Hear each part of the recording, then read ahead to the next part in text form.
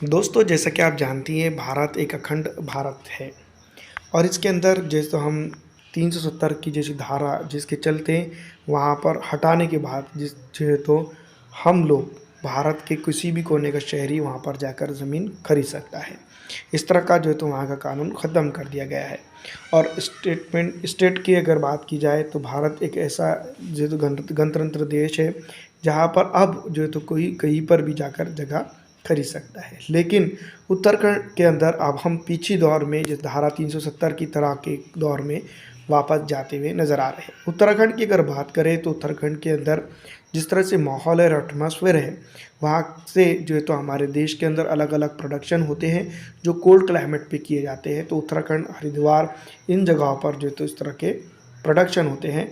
अब दोस्तों, जहाँ पर कि सरकार एक नया कानून लाने की तैयारी में दिखाई दे रही है, जिसको लेकर जो तो वहाँ के मुख्यमंत्री ने भी स्टेटमेंट दिया है। उत्तराखंड में ज़मीन नहीं खरीद पाएंगे बाहरी राज्यों के लोग। धमी ने उत्तराखंड के लिए नया भू कानून तैयार करने के लिए राज्य सरकार द्वारा प्रारूप समिति गठित की है। कहा राज्य सरकार द्वारा सभी निर्णय प्रदेश के हित में लिए जा रहे हैं। और एक तरह से देखा जाए तो ये उत्तराखंड के अंदर जो है तो बाहर के लोगों को वर्जित करना चाह रहे हैं, यानी कि बाहर का कोई भी बाहरी राज्यों का कोई भी यहाँ पर अब ज़मीन नहीं खरीदेगा। इस तरह की कानून बनाने की प्रक्रिया यहाँ पर शुरू हो रही है।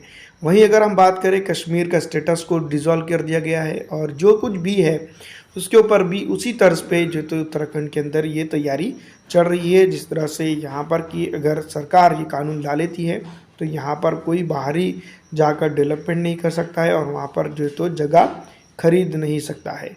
इसका जो है तो ये गवर्नमेंट इस तरह की चीज़ें करते हुए नज़र आ रही हैं, जिसके बाद जो है तो चिंता काफ़ी बढ़ते हुए नज़र आ रही है। अगर इस तरह के हालात हो जाते हैं और उत्तराखंड के अंदर जो तो ज़मीन खरीदने को लेकर पाबंदी लगाई जाती है बाहरी राज्यों के को लेकर, तो काफ़ी कुछ चीज़ें बदल सकती है। फिलहाल इस वीडियो में इतना ही। अगर अच्छी लगती है तो इसको लाइक ज़रूर कर दीजिएगा।